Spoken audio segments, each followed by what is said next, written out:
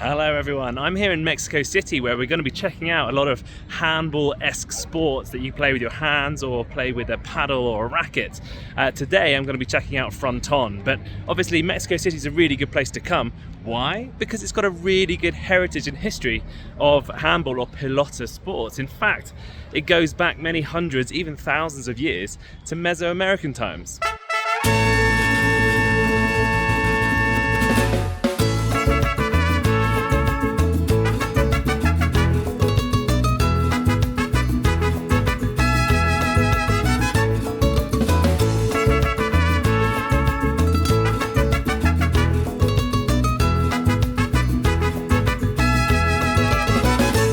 You want to know where one of the early games came from? Check this out. The ball game among the Mexicans, where you had to use your hip or your forearm to knock a rubber ball through one of these holes and rings. But take special note of this bit. When play was made that went against the movement of the sun, a decapitation was carried out and the blood vitalized the earth and the sun. Maybe we should bring that back. What do you think? I can think of a few people, can't you? Anyway, I was taken to Arenal in the south of Mexico City to see this amazing Fronton court. So here it is on the inside. It's a 33-meter blue Fronton court. Now why is it blue? Because you'll see the balls they play with the tennis balls and they're going to contrast really nicely with this colour. Now on the wall, we'll come back to those pictures later, but you'll also see that this is a really good place for spectators, and although there's no one here yet, it's the beginning of the day, and very shortly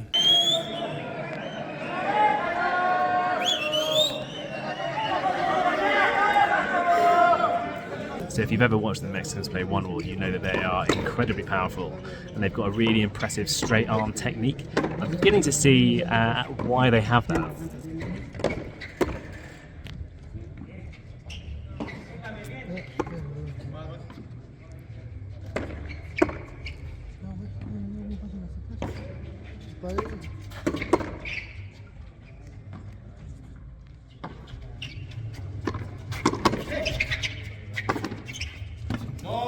So the court itself is 33 meters long.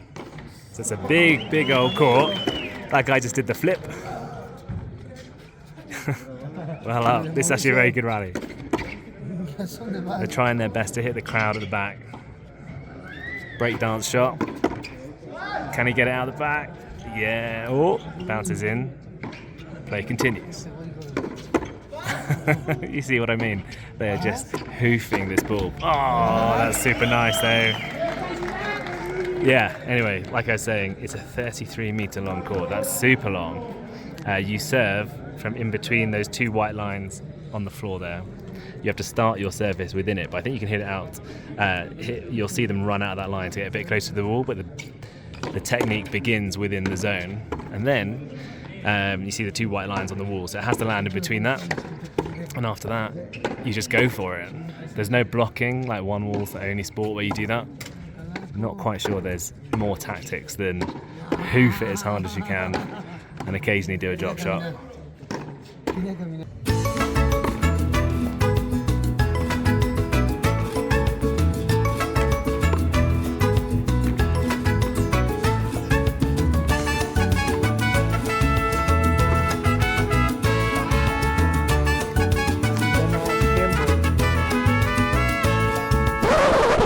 So you see the rallies go on for quite a long time. You have two guys at the front and you have two guys at the back. The guys at the back are the powerhouses. They're hoofing everything. The guys at the front are really strong as well, to be honest, but there's a bit more finesse and technique at the front as they use the sidewall to get like an acute angle that shoots this way. Yeah, so this is extremely attritional. I played this for about 10 minutes and I was absolutely shattered. Like hoofing that tennis ball from the back of the court, like it's really hard to just get it on the wall, let alone hoof it so it goes all the way to the back. So these guys are using their fists and they're giving it a proper welly. Whereas, yeah, my technique is still very much with the slap of a hand, so not so good against these guys. But I did beat a kid, and that's what's important.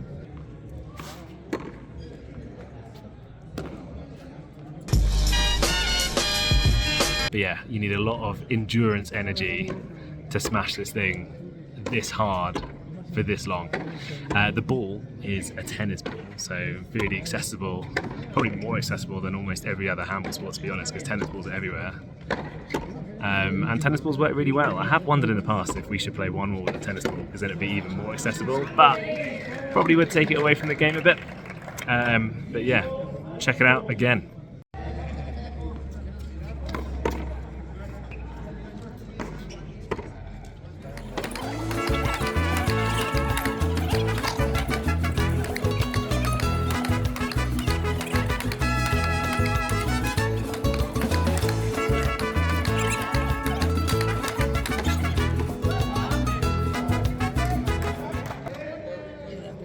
That's long, isn't it? Really long. Gloves, guantes. Guantes. On the table. The other thing you think, I'm sitting at the front, which is a really nice view of the game, but it really hurts your neck. Like, it isn't just looking left and right, it's looking up and down as well. This is a full range of motion, neck movement, spectator sport. The atmosphere on court is really, really cool, and you'll see that people don't just turn up to watch. They're turning up to do a lot of other things as well, so it's certainly really fun to be here, but people are selling some drinks, some food, some equipment, gloves, tape, all kinds of stuff. And everyone just wants to come and watch. They're also doing something else, which we're going to touch on later. So I walked to the back of the court. I thought I'd give you another angle, because from back here, you get a slightly different view of how well this sport is played and how far these guys are hitting it. I mean, like, it's so far. And they're just bashing it from one side to the other.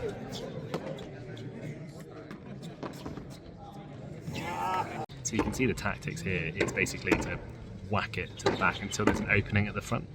And once there's an opening, you go for it. And if it doesn't work out, then you're back to square one and you go back to hoofing it again until that opportunity presents itself again. And to split the doubles pair up in this game is actually really hard. So when they do that, it gets quite exciting because they really go for the shot. But if it does reset, you might be in for another several minutes of play as they just hoop it back and forward. It's interesting to see the stances they take. Like, it's such a solid stance and massive rotation through the court. It's incredibly powerful, and it's with the right hand and the left hand. I don't think I've seen a more powerful handball game than this. It's very, very impressive. So the day was divided into 3 games, each one getting progressively more impressive. So it was the good people at the beginning of the day, then it was the pretty good people, and at the end of the day, well. So it's now time for the final. Here's my guy, he's been taking me around Saul.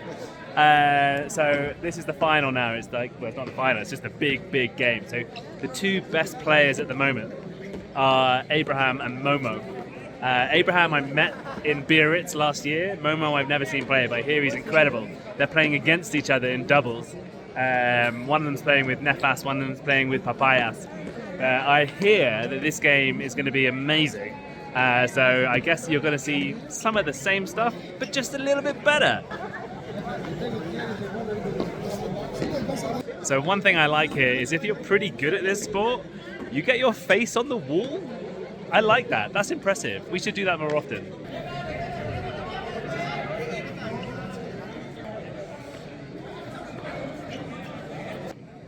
Immediately, you can see the difference. The power, the low shots, the skill.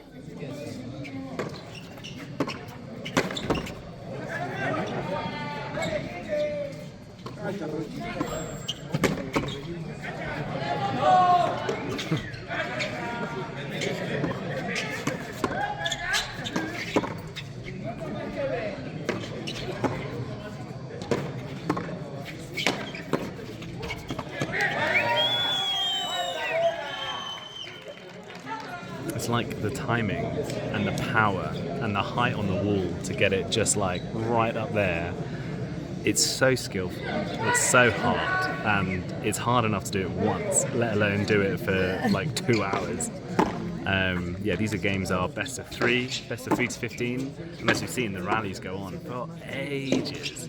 So the crowd is really big here, and one thing is that they're going to get really invested in this because there's probably about $10,000 to $15,000 riding on this game in terms of gambling that's going on the side.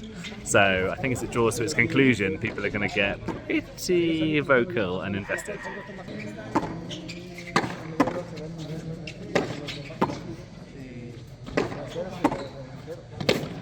It's just nuts.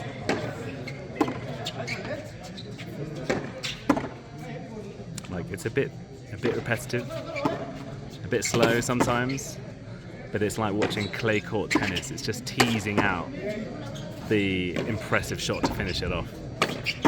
Patience and endurance, and lots of power. Boom.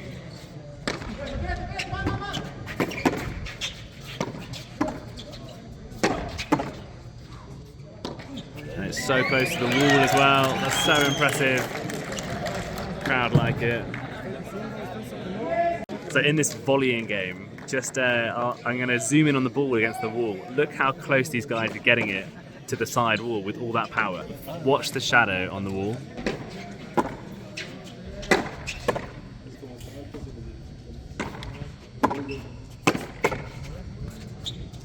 I'm really not sure if that's picking up on the camera, but when they get it right, it's just centimetres away from the wall. It's very, very impressive.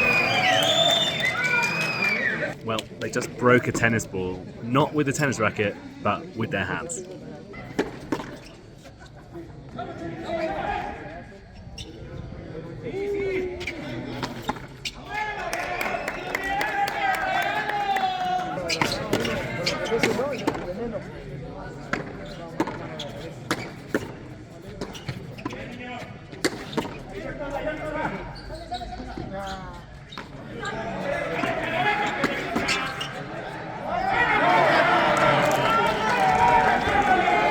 Okay, bit of an anti-climax. This is the end. What happened? It just finished.